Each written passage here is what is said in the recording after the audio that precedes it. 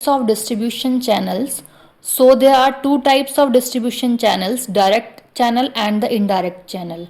So before we have to start to explain this topic, so firstly we have to know that what's the meaning of manufacturer, customer, retailer, wholesaler. So these are the agents, these are the main terms. Firstly we have to know that what the meaning of these terms. So let's start to discuss these terms first. So these are the important terms which is included in distribution channels. So let's start to discuss. First point is manufacturer. Manufacturer, it is also known as the producer of the company. Manufacturer means जो किसी भी goods को manufacture कर रहा है, बना रहा है. It means एक ऐसी मतलब अगर हम बात करें तो मैन्युफैक्चरर वो है जो रॉ मटेरियल्स को फिनिश गुड्स में ट्रांसफ़र कर रहा है, उसको हम बोलेंगे manufacturer. It is also known as the company. Company ही है जो मैन्युफैक्चर करती है किसी भी गुड्स को. ठीक है. Next is wholesaler. होलसेलर कौन है?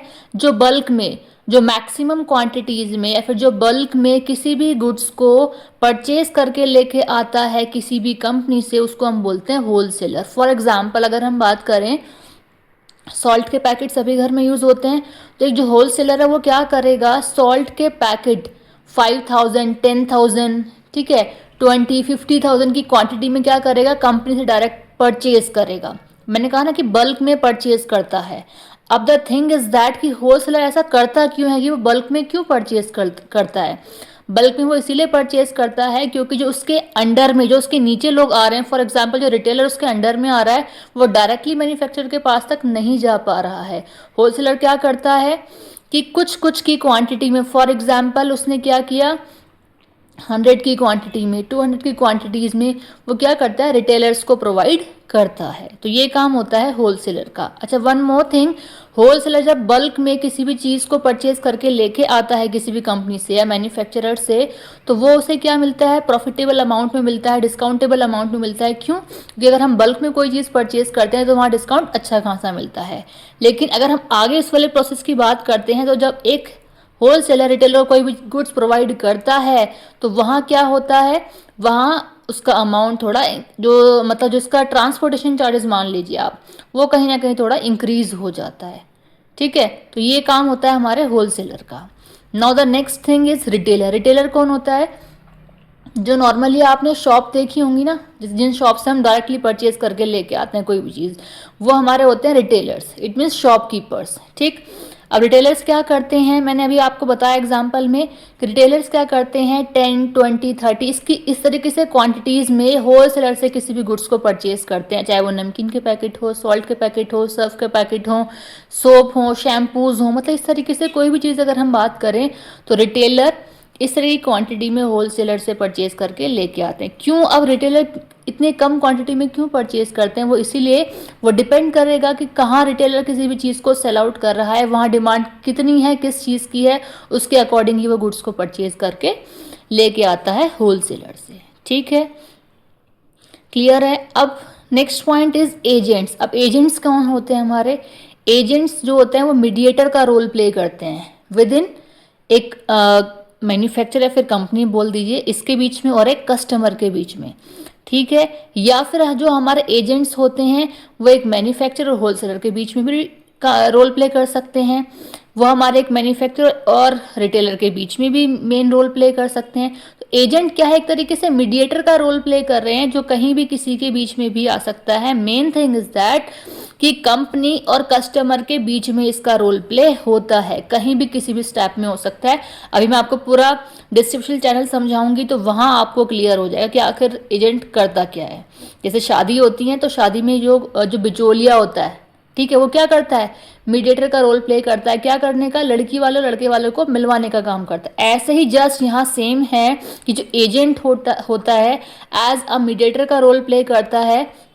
वो क्या करता है कि it helps to connect the manufacturer and the customer. Clear. And the last point is the customer. Customer कौन है? Who buys the product. जो किसी भी प्रोडक्ट को बाय कर रहा है, परचेज कर रहा है, known as customer of the good. Clear है.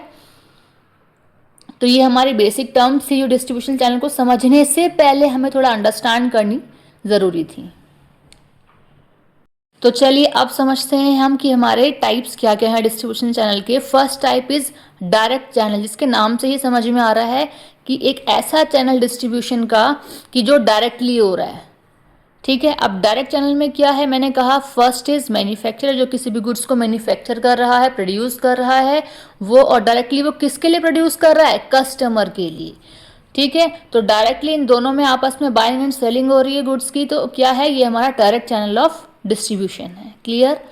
Next is indirect channel. हमारे टू ही टाइप्स हैं डिस्ट्रीब्यूशन चैनल के। तो सेकंड इज इनडायरेक्ट चैनल। तो इनडायरेक्ट चैनल में हमारे 3 टाइप्स आते हैं। It included as 3 channels. First is 1 level channel, next is 2nd level, and 3rd one is 3 level channel.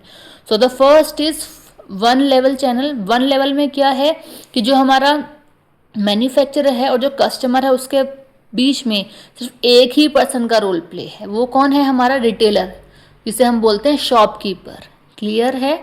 तो हम क्या करेंगे, एक जो मैन्युफैक्चरर है वो रिटेलर के पास तक सामान को पहुंचाता है, ठीक है, और रिटेलर कस्टमर के पास तक सामान को पहुंचाता है। या फिर अगर हम इसको एक दूसरे सेंस में बात करें कि एक कस्टमर जो गुड्स को परचेज करता है वो रिटेलर से करता है, और जो रिटेलर परचेज करेगा वो किससे करेगा, मैन्युफैक्चरर से करेगा। ठीक है, क्लियर। अब जैसा कि मैंने आपको पॉइंट्स में बताया था, या फिर जो आपको पॉइंट समझ में आएंगे, तो ऐसा भी होता है कि जो एक रिटेलर होगा वो डायरेक्टली मैन्युफैक्चरर से चीज़ों को परचेज कर सकता है, कोई प्रॉब्लम इसमें नहीं है। ठीक है। Next point is 2 level channel. 2 level channel में क्या है, एक मैन्युफैक्चरर और कस्टमर के बीच में 2 पर्सन्स का रोल प्ले है। वो 2 पर्सन्स कौन है, first is manufacturer who produce a goods, next is wholesaler जो होलसेल में जो बल्क में किसी भी गुड्स को परचेज करके लेके आ रहा है मैन्युफैक्चरर से, नोन एज होलसेलर। ठीक है, देन होलसेलर किसको प्रोवाइड करेगा गुड्स, रिटेलर को। रिटेलर कौन है, retailer is also known as the shopkeeper.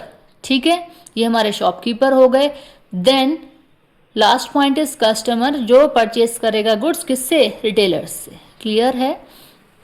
Next point is 3 level channel. 3 level channel में क्या है कि एक मैन्युफैक्चरर और जो एक कस्टमर है उसके बीच में 3 पर्सन्स का रोल प्ले है। First is agent, next is wholesaler and the last one is retailer. Clear है।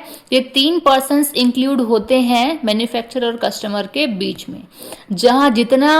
जहां जितने पर्सन्स का रोल प्ले बीच में आता है, जितने लेवल हमारे इंक्रीज होते चले जाएंगे, वहाँ कहीं ना कहीं जो हमारे गुड्स है वो कॉस्टली होगी। कॉस्टली क्यों होगी, क्योंकि ट्रांसपोर्टेशन जो चार्जेस है वो इंक्रीज होता चला जाएगा। और कहीं ना इसके अलावा नेक्स्ट थिंग इज दैट कि जो पर्सन्स किसी भी गुड्स को डायरेक्टली लेकर के आ रहे हैं वो अपने प्रॉफिट अर्न करने के लिए आगे आगे नेक्स्ट जहाँ चीज़ें चलती चली जा रही हैं वहाँ कहीं ना कहीं अपने प्रॉफिट को अर्न करने के लिए चीज़ें आगे कॉस्टली करके सेल आउट करेंगे, जिस अमाउंट पर वो लेके आए थे उसके इंक्रीज करके सेल करेंगे। ठीक है, तो इसीलिए हमारा जितना लेवल इंक्रीज होगा उतना हमारा जो प्रोडक्ट है वो कॉस्टली होता चला जाएगा। आई थिंक आपको क्लियर हो गया होगा, है ना।